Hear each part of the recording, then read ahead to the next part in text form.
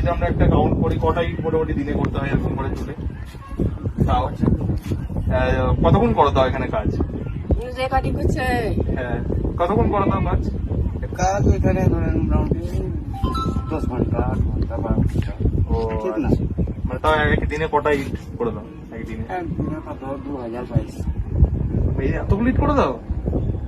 বাবা, তাও তো ঠিক আছে।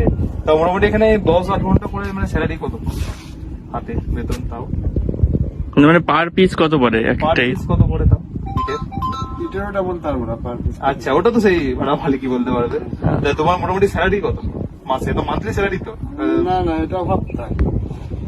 ও আচ্ছা, সপ্তাহে সপ্তাহে দিয়ে দেয়। তাও কত মানে মোটামুটি হয়? মানে এটা খুঁজছি দেয় এখন নয়, একদম 6 মাস লাস্টের সিজনে যা পাওনা পাওয়া যায়। আচ্ছা, মানে তোমাদেরকে একদম সিজনের 6 মাস সিজনের এন্ডে তোমাদেরকে পয়সা দিয়ে দিবে, তাই তো? হুম।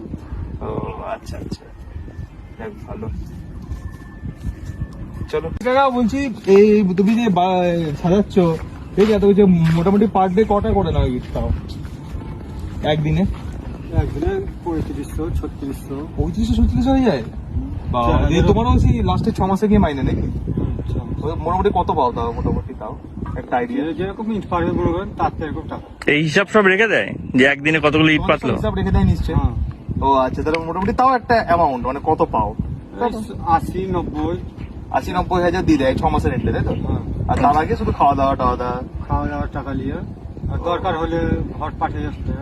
ও আচ্ছা, তাহলে তোমাদের যে 6 মাসের পরে টাকা নাও, তাহলে 6 মাসটা কি করে চালাও?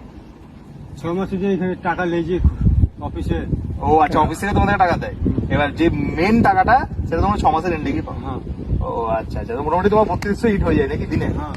মানে একটা ইট কত পড়ে পার পিস, ওটাও কোনো ই নেই যে তোমরা একটা বানানোর যে 25 পয়সা বা 50 পয়সা একটা ইট প্রতি? 58 পয়সা। আটা না? আচ্ছা, 50 আচ্ছা আচ্ছা।